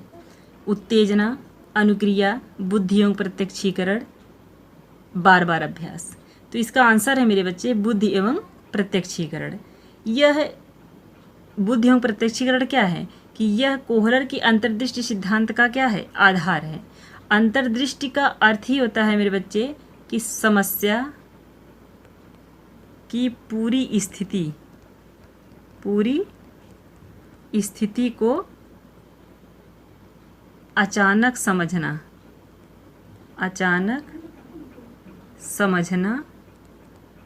और समाधान निकालना। इसके लिए व्यक्ति को अपनी बुद्धि का उपयोग करके पूरी स्थिति का प्रत्यक्षीकरण करना होता है। क्या करना होता है मेरे बच्चे? प्रत्यक्षीकरण करना होता है, ठीक ना। बाकी उत्तेजना क्या है? तो उत्तेजना को ही मेरे बच्चे क्या कहते हैं? उद्दीपक कहते हैं, ठीक ना। उत्तेजना वह बाहरी वस्तु या स्थिति है जो किसी व्यक्ति को प्रतिक्रिया करने के लिए क्या करती है? प्रेरित करती है। बाकी अनुक्रिया तो किसी उद्दीपक के प्रति जो क्रिया की जाती है उसे क्या कहते हैं? अनुक्रिया कहते हैं। बार बार अभ्यास, ये तो उन्हीं का है, थॉर्नडाइक साहब का, प्रयत्न एवं त्रुटि से, कि हम किसी कार्य को जितना ज़्यादा दोहराते हैं उसे उतना ही बेहतर सीखते हैं, ठीक है। चलिए हम लोग अगले क्वेश्चन पे चलेंगे। अगला क्वेश्चन है कि किसी भी शैक्षिक सिद्धांत का संक्षिप्त सार शिक्षक को किस प्रकार सहायता प्रदान करता है? छात्रों को सजा देने में, सिद्धांत के मूल उद्देश्यों को शीघ्रता से समझने और लागू करने में, केवल परीक्षा की तैयारी कराने में, अधिक पाठ्यक्रम पूरा करने में। तो इसका आंसर है मेरे बच्चे कि सिद्धांत के मूल उद्देश्यों को शीघ्रता से समझने और लागू करने में। इसका मतलब समझ लीजिए आप लोग, जैसे आप लोग कहानी पढ़ते हैं ना, चाहे उपन्यास पढ़े, चाहे कहानी पढ़े, चाहे कुछ भी पढ़े, तो देखते हैं एक छोटा सा सार दिया रहता है। सार मतलब समझ रहे हैं, जिसे सारांश वगैरह नहीं रहता है, संक्षिप्त सार, कि एक जो है थोड़ा सा कहानी आप पढ़ते हैं, उससे चाहे जितनी बड़ी कहानी रहे उसका डिटेल आप समझ जाते हैं। एक छोटा सा रहता है ना सामने, तो वही चीज़ है कि मतलब संक्षिप्त सार से शिक्षक को किस प्रकार की सहायता मिलती है?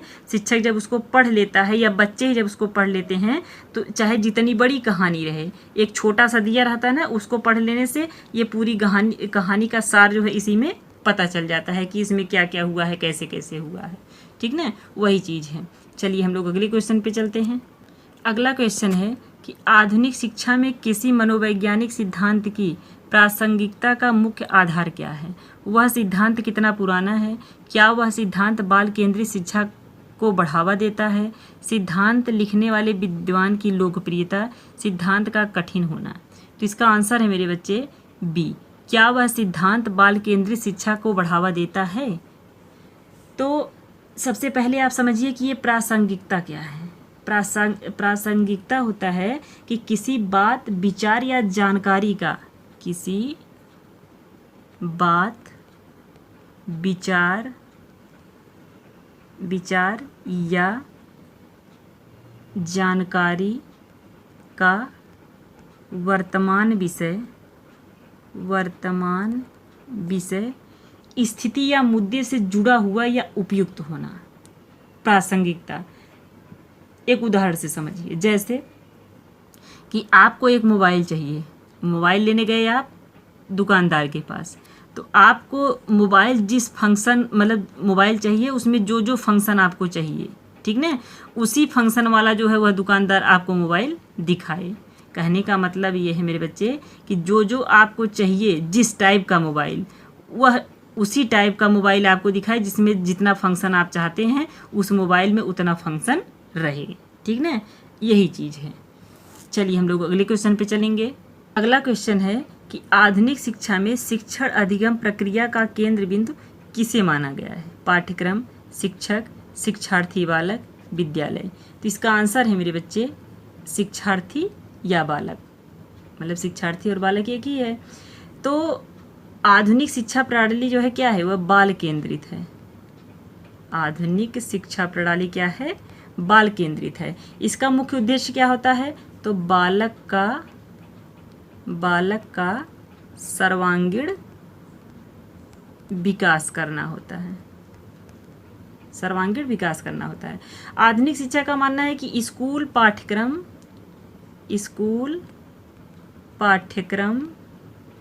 और शिक्षक सभी छात्र की भलाई और विकास के लिए हैं, न कि छात्र उनके लिए हैं।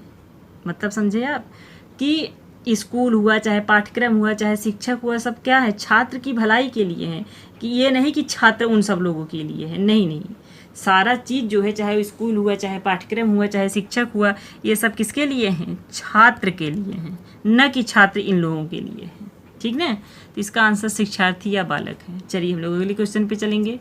अगला क्वेश्चन है कि शिक्षण सिद्धांतों के सार का उपयोग करते हुए एक शिक्षक को कक्षा में समावेशी शिक्षा के लिए क्या करना चाहिए? केवल मेधावी छात्रों पर ध्यान देना, शिक्षण विधियों को छात्रों की व्यक्तिगत विविधताओं के अनुसार ढालना, सभी छात्रों के लिए एक ही कठोर शिक्षण पद्धति अपनाना, कमज़ोर छात्रों को अलग कक्षा में बैठाना। तो इसका आंसर है मेरे बच्चे शिक्षण विधियों को छात्रों की व्यक्तिगत विविधताओं के अनुसार ढालना। केवल मेधावी छात्रों पर ध्यान देना नहीं, अगर केवल मेधावी छात्रों पर ध्यान देंगे तो और बच्चे क्या करेंगे? ये निगेटिव है, गलत चीज़ है।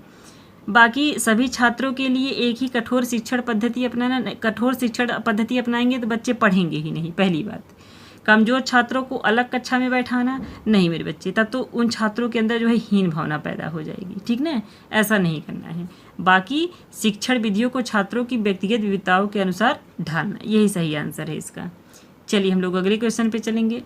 अगला क्वेश्चन है कि यदि किसी सिद्धांत का निष्कर्ष यह है कि सीखना एक सक्रिय प्रक्रिया है, तो आधुनिक कक्षा में शिक्षक की भूमिका क्या होगी? केवल व्याख्यान देना, छात्रों को चुपचाप बैठने के लिए कहना, सुगमकर्ता के रूप में अवसर प्रदान करना, पाठ्यपुस्तक को रटना। इसका आंसर है मेरे बच्चे सुगमकर्ता के रूप में अवसर प्रदान करना। आधुनिक शिक्षा विज्ञान के अनुसार शिक्षक का काम ज्ञान को थोपना नहीं, बल्कि छात्रों के लिए सीखने का क्या करना है? मार्ग आसान बनाना है, ठीक ना। केवल व्याख्यान देना नहीं, अगर केवल व्याख्यान दे रहा है शिक्षक तो शिक्षक तो सक्रिय रहेगा मेरे बच्चे, लेकिन बच्चा जो है वह निष्क्रिय रहेगा व्याख्यान देने से। छात्रों को चुपचाप बैठने के लिए कहना, अगर छात्र चुपचाप ही बैठेगा तो वह घर नहीं रहेगा, स्कूल जाने की उसको क्या ज़रूरत है? स्कूल में जाएगा तभी तो सीखेगा हर चीज़, तो वहाँ चुपचाप थोड़ी नहीं बैठेगा। पाठ्यपुस्तक को रटना नहीं मेरे बच्चे, पाठ्य पुस्तक को रटना नहीं, बल्कि पाठ्य पुस्तक को उसको समझाना है अच्छे से, कि मतलब वो समझे। समझने से क्या होता है कि उसके अंदर मजबूती आती है, और रटने जो रटा हुआ रहता है वो कुछ दिन के बाद भूल जाता है, ठीक ना। तो इसका आंसर है कि सुगमकर्ता के रूप में अवसर प्रदान करना। चलिए हम लोग अगले क्वेश्चन पे चलेंगे। अगला क्वेश्चन है कि कोहलर द्वारा लिखित पुस्तक का नाम क्या है, जिसमें उन्होंने सूझ के सिद्धांत का प्रतिपादन किया था। Educational psychology, the mentality of apps, mind of child, gestalt मनोविज्ञान। तो इसका आंसर है मेरे बच्चे कि द मेंटेलिटी ऑफ एप्स। यह कोहलर की सबसे प्रसिद्ध कृति है। क्या है मेरे बच्चे? कृति है, जो 1917 में प्रकाशित हुई थी। ये प्रकाशित कब हुई थी? 1917 में, डेट याद रखना। और इसी पुस्तक में कोहलर ने जो है सुल्तान नामक चिंपैंजी पर क्या किया था? अपना प्रयोग किया था। और सूझ का सिद्धांत इसी में है, याद रखना। द मेंटेलिटी ऑफ एप्स में सूझ के सिद्धांत का जो है प्रतिपादन किया है। बाकी एजुकेशनल साइकोलॉजी ये थॉर्नडाइक साहब का है, ये थॉर्नडाइक साहब का है। थॉर्नडाइक को जो है शिक्षा मनोविज्ञान का जनक भी कहते हैं, शिक्षा मनोविज्ञान का जनक भी कहते हैं थॉर्नडाइक साहब को। बाकी माइल्ड ऑफ चाइल्ड, इसके लिए जो है विलियम प्रेयर साहब को जाना जाता है, विलियम प्रेयर साहब को जाना जाता है। ये उन्हीं की बुक है, माइल्ड ऑफ चाइल्ड। गेस्टाल्ट मनोविज्ञान, यह भी कोहलर की बुक है मेरे बच्चे, याद रखना। और ये 1929 में जो है लिखी गई है, प्रकाशित नहीं हुई है, 1929 में जो है लिखी गई है। अब आपके दिमाग में आया होगा कि ये भी इन्हीं की बुक है, ये भी इन्हीं की बुक है, दो ऑप्शन कैसे है? तो पूछा है ना कि जिसमें उन्होंने सूझ के सिद्धांत का प्रतिपादन किया है, तो सूझ का सिद्धांत इसमें दिया है, द मेंटेलिटी ऑफ एप्स में। लिखा भले इसको भी है, गेस्टाल्ट मनोविज्ञान भी कोहलर साहब ने लिखा है, ठीक ना। तो दोनों बुक कोहलर की है, लेकिन सूझ का सिद्धांत इसमें जो है ये प्रतिपादित किए हैं, इसमें दिए इसमें है। चलिए हम लोग अगले क्वेश्चन पे चलेंगे। अगला क्वेश्चन है कि निम्नलिखित में से किस सिद्धांत को पूर्ण से अंश की ओर सीखने का सिद्धांत भी कहा जाता है? क्रिया प्रसूत अनुबंधन, प्रयास एवं त्रुटि का सिद्धांत, सूझ एवं अंतर्दृष्टि का सिद्धांत, शास्त्रीय अनुबंधन। तो इसका आंसर है मेरे बच्चे सूझ एवं अंतर्दृष्टि का सिद्धांत। सूझ या अंतर्दृष्टि का सिद्धांत कहता क्या है? मैंने एक ना कई बार बता दिया आपको कि इसके अनुसार प्राणी किसी भी समस्या को छोटे छोटे टुकड़ों में नहीं बल्कि समग्र रूप में देखता है और अपनी सूझबूझ का अचानक आई समझ से समस्या क्या करता है? समाधान करता है। ये सूझ एवं अंतर्दृष्टि का सिद्धांत है। बाकी क्रिया प्रसूत अनुबंधन के लिए ये स्किनर साहब को आप जानते हैं, ठीक ना। प्रयास एवं त्रुटि के लिए थॉर्नडाइक साहब को जानते हैं। शास्त्रीय अनुबंधन के लिए पावलोव साहब को जानते हैं, ठीक ना। ये रट लीजिए एकदम से, एक नंबर का प्रश्न आपसे जो है जरूर पूछेगा, पेपर दे के आइएगा, जरूर मिला लीजिएगा मेरे बच्चे। मेरी बात को ध्यान देना कि मैं क्या कह रही हूँ, और आपको बहुत हेल्प मिलेगा। बस आप जब वीडियो को शुरू करते हैं तो एक तरफ से एकदम ध्यान मग्न हो करके, जैसे नहीं कहा जाता है कि जब आप वीडियो शुरू कर दें तो आपको कुछ और न सुनाई दे, केवल वीडियो में जो कहा गया है बस वही चीज़ सुनाई दे। अगर आप एकाग्र मन से पढ़ लिए ना तो आपको लगभग क्वेश्चन मिल जाएगा मेरे बच्चे। इसको याद रखना कि मैं क्या कह रही हूँ, ठीक ना। चलिए हम लोग अगले क्वेश्चन पे चल रहे हैं। अगला क्वेश्चन है कि कोहलर अपने प्रयोग में चिंपैंजी को पिंजरे में बंद करके क्या प्राप्त करना चाहते थे? समस्या समाधान व्यवहार का अध्ययन करना, रट कर सीखने की क्षमता परखना, अनुकरण क्षमता जांचना, जानवरों की भाषा समझना। तो इसका आंसर है मेरे बच्चे कि समस्या समाधान व्यवहार का अध्ययन करना। चिंपैंजी केवल प्रयास और त्रुटि से नहीं सीखते बल्कि वे अचानक समस्या का समाधान ढूंढ लेते हैं, जिसे सूझ या अंतर्दृष्टि का सिद्धांत कहते हैं। इसी को सूझ या अंतर्दृष्टि का सिद्धांत भी कहते हैं, ठीक ना। चलिए हम लोग अगले क्वेश्चन पे चलेंगे। अगला क्वेश्चन है कि अंतर्दृष्टि सिद्धांत के अनुसार सीखने का मुख्य आधार क्या है? उद्दीपक और अनुक्रिया के बीच संबंध, अनुभव का अचानक पुनर्गठन, बार बार की गई गलतियाँ, शारीरिक विकास। तो इसका आंसर है मेरे बच्चे कि अनुभव का अचानक पुनर्गठन। अंतर्दृष्टि सिद्धांत जिसे गेस्टाल्ट मनोवैज्ञानिकों ने विकसित किया था, इसी पर आधारित था। अब ये गेस्टाल्ट मनोवैज्ञानिक कौन है? तो कोहलर हुए, वर्दीमर हुए, कोफका हुए, कुर्ट लेविन हुए। ये क्या हैं? गेस्टाल्ट मनोवैज्ञानिक हैं। इन्होंने क्या बताया था? इनके अनुसार क्या होता है कि सीखना धीरे धीरे नहीं बल्कि अचानक होता है। कैसा होता है मेरे बच्चे? अचानक होता है। जब कोई व्यक्ति किसी समस्या के सभी अंगों को समग्र रूप में देखता है तो उसे अचानक समस्या समझ में आ जाती है। यानी अचानक क्या होता है, उसे समाधान जो है समझ में आ जाता है, जो समस्या रहती है वह समझ जाता है जब पूर्ण रूप से वह देखता है तो। बाकी उद्दीपक और अनुक्रिया के बीच संबंध ये पावलोव से संबंधित है। उद्दीपक और अनुक्रिया के बीच संबंध स्थापित किया था ना घंटी और वो कुत्ते के लार से, बार बार की गई गलतियाँ, ये प्रयत्न एवं त्रुटि से है थॉर्नडाइक के। शारीरिक विकास, तो शारीरिक विकास परिपक्वता से संबंधित है, जिसे कि उम्र के साथ शरीर का बढ़ना। शारीरिक विकास का परिपक्वता सिद्धांत किसने दिया है? तो ये गेसेल साहब ने दिया है। शारीरिक विकास को दिया किसने है? तो गेसेल साहब ने दिया है। गेसेल लिख लीजिएगा आप सब। चलिए हम लोग अगले क्वेश्चन पे चलते हैं। अगला क्वेश्चन है कि कोहलर की पुस्तक द मेंटेलिटी ऑफ एप्स किस वर्ष प्रकाशित हुई थी? 1912 में, 1920 में, 1925 में, 1930 में। तो इसका आंसर है मेरे बच्चे 1920। अब इसमें तो 1920 लगाएंगे, लेकिन है 1921। प्रकाशित कब हुई थी? 1921 में। अगर ऑप्शन में 1920 और 1921 दोनों रहे तो आप 1921 पे जाएंगे, ठीक ना। अगर नहीं है तब आप 1920 पे चले जाएंगे, ठीक ना। और ये 1925 जो है इसमें प्रकाशित हुआ था, लेकिन अंग्रेजी भाषा में। ये अंग्रेजी संस्करण में 1925 में प्रकाशित हुआ था। आपसे जब पूछेगा कि इसका जो है अनुवादित मतलब अंग्रेजी संस्करण में कब प्रकाशित हुआ था, तब 1925 हो जाएगा, ठीक ना। और बाकी ऐसे साधारण पूछेगा कि दी मेंटेलिटी ऑफ एप्स किस वर्ष प्रकाशित हुई थी। अगर 20 है तो 20 ऑप्शन में लगाएंगे, 20 नहीं है तो 21 लगाएंगे। अगर 20 और 21 दोनों है तो आप 21 पे जाएंगे। और अंग्रेजी संस्करण पूछेगा तब 1925 पे जाएंगे। तीनों डेट याद रखना, ठीक ना। चलिए हम लोग अगले क्वेश्चन पे चलेंगे। अगला क्वेश्चन है कि कोहलर द्वारा अपनी पुस्तक दी मेंटेलिटी ऑफ एप्स में किए गए अध्ययन का मुख्य विषय क्या था?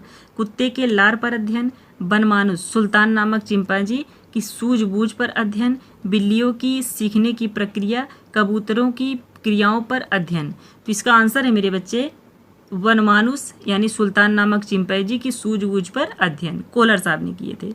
बाकी कुत्ते के लार पर अध्ययन किसने किया था? तो ये पावलोव साहब किए थे। कुत्ते के लार पे किसने किया था? पावलोव साहब किए थे ना। और बाकी बिल्लियों की सीखने की प्रक्रिया पर तो ये थॉर्नडाइक साहब किए थे बिल्ली पर। कबूतरों की क्रियाओं पर अध्ययन तो स्किनर साहब किए थे। चूहे और कबूतर पर किसने अध्ययन किया था? तो स्किनर साहब ने किए थे ना। तो वही चीज़ है। चलिए हम लोग अगले क्वेश्चन पे चलेंगे। अगला क्वेश्चन है कि कोहलर ने अपनी पुस्तक में किस मनोवैज्ञानिक सिद्धांत का प्रतिपादन किया? प्रयत्न एवं त्रुटि का सिद्धांत, शास्त्रीय अनुबंधन का सिद्धांत, सूझ या अंतर्दृष्टि का सिद्धांत, क्रिया प्रसूत अनुबंधन का सिद्धांत। तो इसका आंसर है मेरे बच्चे सूझ या अंतर्दृष्टि का सिद्धांत। बाकी प्रयत्न एवं त्रुटि का सिद्धांत आप लोग कमेंट बॉक्स में कमेंट करेंगे कि ये जो है किसका है। शास्त्रीय अनुबंधन का सिद्धांत ये भी आप कमेंट करेंगे कमेंट बॉक्स में, ये किसने दिया है, किसका सिद्धांत है। क्रिया प्रसूत अनुबंधन का सिद्धांत ये भी आप टाइप करेंगे कमेंट बॉक्स में कि ये सिद्धांत किसका है, ठीक ना। ये तीनों आप लोगों के ऊपर छोड़ रही हूँ, कमेंट बॉक्स में आप ज़रूर टाइप करना है इसको। चलिए हम लोग अगले क्वेश्चन पे चलेंगे। अगला क्वेश्चन है कि गेस्टाल्ट किस भाषा का शब्द है और इसका अर्थ क्या होता है? लैटिन भाषा सीखना, जर्मन भाषा समग्र या पूर्ण आकार, ग्रीक भाषा बुद्धि, फ्रेंच भाषा अनुभव। तो इसका आंसर है मेरे बच्चे कि जर्मन भाषा समग्र या पूर्ण आकार। गेस्टाल्ट क्या है? एक जर्मन भाषा है। भाषा इसकी क्या है? जर्मन है, जर्मन शब्द है। और इसका शाब्दिक अर्थ क्या होता है मेरे बच्चे? तो समग्र या पूर्ण आकार होता है, ठीक ना। चलिए हम लोग अगले क्वेश्चन पे चलेंगे। अगला क्वेश्चन है कि गेस्टाल्ट मनोविज्ञान के जनक किसे माना जाता है? मैक्स वर्दीमर को, वुल्फगैंग कोहलर को, कर्ट कोफका को, जीन पियाजे को। तो इसका आंसर है मेरे बच्चे मैक्स वर्दीमर। आपसे पूछा क्या है कि गेस्टाल्ट मनोविज्ञान के जनक कौन है? वर्दीमर साहब हैं। बाकी वर्दीमर हुए, चाहे कोहलर हुए, चाहे कोफका हुए, ये गेस्टाल्ट मनोवैज्ञानिक हैं। गेस्टाल्ट मनोवैज्ञानिक हैं, जनक लेकिन वर्दीमर साहब हैं, ठीक ना। और बाकी जीन पियाजे को आप संज्ञानात्मक विकास के लिए जानते हो, संज्ञानात्मक विकास के लिए, ठीक ना। आंसर इसका वर्दीमर साहब है। चलिए हम लोग अगले क्वेश्चन पे चलेंगे। अगला क्वेश्चन है कि संपूर्ण अपने भागों के योग से अधिक होता है, यह प्रसिद्ध कथन किस विचारधारा से संबंधित है? व्यवहारवाद, मनोविश्लेषणवाद, गेस्टाल्टवाद, संरचनावाद। तो इसका आंसर है मेरे बच्चे गेस्टाल्टवाद। संपूर्ण अपने योग से अधिक होता है। प्रश्न को ध्यान देना, प्रश्न इम्पोर्टेंट है। किससे है ये कथन, किसका है? तो ये गेस्टाल्टवादियों का है। गेस्टाल्टवादी कौन कौन थे? तो वर्दीमर थे, कोहलर थे, कोफका थे, कुर्टलेविन थे। ये क्या थे? ये गेस्टाल्टवादी थे। व्यवहारवादी कौन कौन थे? तो ये थॉर्नडाइक थे, थॉर्नडाइक, स्कीनर थे, पावलोव थे, हल थे। ठीक ना। बाकी ये मनोविश्लेषण, तो ये फ्रायड साहब थे। मनोविश्लेषण के जनक कौन हैं? फ्रायड साहब हैं। बाकी संरचनावाद के तो विलियम वुंट साहब हैं, वुंट। और इनके शिष्य हैं कौन? Edward Titchener, Edward Titchener, Titchener. ये संरचनावादी हैं दोनों लोग। ठीक ना। चलिए हम लोग अगले क्वेश्चन पे चलेंगे। अगला क्वेश्चन है कि निम्नलिखित में से कौन गेस्टाल्ट मनोविज्ञान से संबंधित नहीं है? Kohler, Koffka, Skinner, Kurt Lewin. तो इसका आंसर है मेरे बच्चे स्कीनर। स्कीनर क्या है? एक व्यवहारवादी है, एक व्यवहारवादी है। किसके लिए इनको जाना जाता है? क्रिया प्रसूत अनुबंधन के लिए जाना जाता है। बाकी कोहलर, कोफका और ये लेविन, ये गेस्टाल्ट मनोवैज्ञानिक हैं। ठीक ना। चलिए हम लोग अगले क्वेश्चन पे चलेंगे। अगला क्वेश्चन है कि अधिगम के गेस्टाल्ट सिद्धांत में शिक्षक की भूमिका कैसी होनी चाहिए? ज्ञान को टुकड़ों में बांटकर रटाना, छात्र के सामने समस्या को पूर्ण रूप से प्रस्तुत करना, केवल पुरस्कार और दंड पर निर्भर रहना, छात्र को स्वयं प्रयास करने के लिए अकेला छोड़ देना। तो इसका आंसर है मेरे बच्चे कि छात्र के सामने समस्या को पूर्ण रूप से प्रस्तुत करना। बाकी ज्ञान को टुकड़ों में बांटकर रटाना, रटाना नहीं, मतलब ज्ञान को टुकड़ों में बांटकर जिसे उसको समझाना, तो ये थॉर्नडाइक की आंशिक क्रिया का नियम है। थॉर्नडाइक के आंशिक क्रिया का नियम है मेरे बच्चे, जो गौण नियम है। ये कौन सा नियम है? गौण नियम है। बाकी केवल पुरस्कार और दंड पर निर्भर रहना, तो ये पुरस्कार और दंड स्कीनर के क्रिया प्रसूत अनुबंधन से है और थॉर्नडाइक के प्रभाव के नियम से है। दोनों लोगों को याद रखना। छात्र को स्वयं प्रयास करने के लिए अकेला छोड़ देना नहीं। छात्र को स्वयं प्रयास करने के लिए जो है, इस गेस्टाल्ट सिद्धांत में छात्र की स्वयं की सूझ महत्वपूर्ण नहीं है, लेकिन शिक्षक की भूमिका पूरी तरह निष्क्रिय नहीं होती है। ठीक ना। इनको अकेले नहीं छोड़ना है, लेकिन शिक्षक भी क्या होते हैं? पूरी तरह से निष्क्रिय नहीं होते हैं। चलिए हम लोग अगले क्वेश्चन पे चलेंगे। अगला क्वेश्चन है कि कोहलर के सिद्धांत में आहा का संबंध किससे है? आहा संबंध एक नहीं कई बार हो गया, इस चीज़ को ध्यान देना। इस शब्द को अचानक समस्या का समाधान हो जाना, पुरस्कार मिलना, बार बार प्रयास करना, अनुकरण करना, ये अनुकरण है मेरे बच्चे।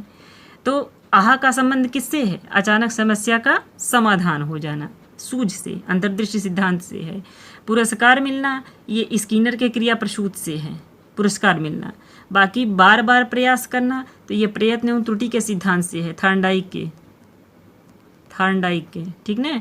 अनुकरण करना, तो ये अल्बर्ट बंडूरा साहब से है। ठीक ना। सामाजिक अधिगम सिद्धांत से है अनुकरण करना। चलिए हम लोग अगले क्वेश्चन पे चलेंगे। अगला क्वेश्चन है कि निम्नलिखित में से कौन सा सिद्धांत प्रयास एवं त्रुटि का विरोधी है? शास्त्रीय अनुबंधन, क्रिया प्रसूत अनुबंधन, अंतर्दृष्टि का सिद्धांत, सामाजिक अधिगम। तो इसका आंसर है मेरे बच्चे अंतर्दृष्टि का सिद्धांत। अंतर्दृष्टि का सिद्धांत किसका विरोधी है? प्रयास एवं त्रुटि का विरोधी है। और शास्त्रीय अनुबंधन के लिए किसको आप जानते हैं? पावलोव साहब को जानते हैं। क्रिया प्रसूत के लिए किसको जानते हैं? स्कीनर साहब को जानते हैं। सामाजिक अधिगम के लिए किसको जानते हैं? तो बंडूरा साहब को जानते हैं। ठीक ना। चलिए हम लोग अगले क्वेश्चन पे चलेंगे। अगला क्वेश्चन है कि पूर्ण अपने अंशों के योग से बड़ा होता है, यह किस मनोवैज्ञानिक संप्रदाय का मुख्य नारा है? व्यवहारवाद, गेस्टाल्ट मनोविज्ञान, संरचनावाद, मनोविश्लेषणवाद। तो इसका आंसर है मेरे बच्चे गेस्टाल्ट मनोविज्ञान। पूर्ण अपने अंशों के योग से बड़ा होता है, इसको ध्यान देना, प्रश्न खूब पूछता है। ठीक ना। तो ये गेस्टाल्ट मनोविज्ञान से। व्यवहारवाद के लिए अभी अभी मैंने आपको बताया कि थॉर्नडाइक साहब हैं, स्कीनर साहब हैं, पावलोव साहब हैं, हाल ये सब व्यवहारवादी हैं। बाकी संरचनावाद के लिए अभी अभी मैंने बताया है कि विलियम वुंट साहब हैं और उनके शिष्य जो है एडवर्ड टिचनर साहब हैं। ठीक ना। संरचनावाद के लिए। और मनोविश्लेषणवाद के जनक या मनोविश्लेषण से संबंधित सिद्धांत से कहिए तो ये सिगमंड फ्रायड साहब हैं। ठीक ना। चलिए हम लोग अगले क्वेश्चन पे चलेंगे। अगला क्वेश्चन है कि गेस्टाल्ट मनोविज्ञान नामक पुस्तक के लेखक कौन हैं? B.F. Skinner, Wolfgang Kohler, Jean पियाजे, इवान पावलोव। तो इसका आंसर है मेरे बच्चे वोल्फगंग कोहलर हैं। और ये BF स्किनर का जो है कौन सा बुक है, तो science and human behaviour, science and human behaviour, लिख लेना मेरे बच्चे, पूछता है खूब। स्किनर की कौन सी बुक है, साइंस एंड ह्यूमन बिहेवियर, ठीक ना। और इनका जीन पियाजे साहब का, तो जीन पियाजे का है दी साइकोलॉजी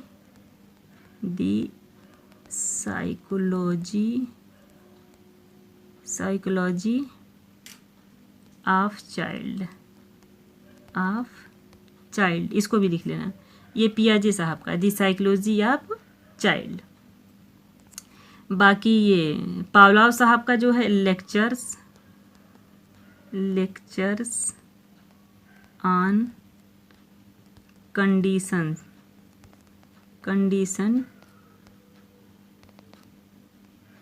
रेफ्लेक्सेस, मैं बोल रही हूँ, आप लिख लीजिए क्योंकि समझ नहीं पाएंगे इसमें।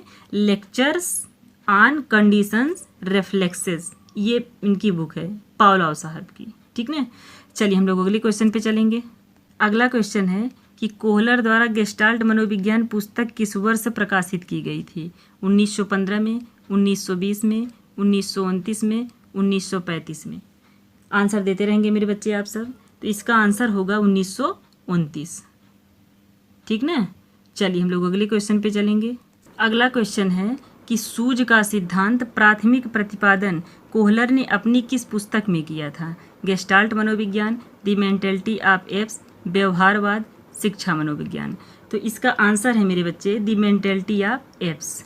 ये प्रकाशित कब हुई थी, तो 1920 या 1921, जो ऑप्शन में रहे, लेकिन अगर 21 रहेगा मेरे बच्चे तो 1921 पे आप पहले जाएंगे। और ये गेस्टाल्ट मनोविज्ञान ये कब प्रकाशित हुआ था, तो ये 1929 में प्रकाशित हुआ था, डेट याद रखना मेरे बच्चे। और ये व्यवहारवाद, तो व्यवहारवादी कौन कौन से लोग हैं, स्किनर हैं, थॉर्नडाइक हैं, पावलोव हैं। व्यवहारवाद के जनक कौन हैं, तो JB वाटसन साहब हैं। कौन है, JB वाटसन साहब हैं। वीडियो आपको अच्छी लगे मेरे बच्चे तो वीडियो को एक लाइक करना और अपने दोस्तों तक शेयर कर देना। और जो बच्चे चैनल पे मतलब नए हैं, चैनल को जो है सब्सक्राइब जरूर कर लेंगे, ठीक ना। तो चलिए हम लोग नेक्स्ट वीडियो में मिलते हैं, तब तक के लिए मेरे बच्चे बाय बाय।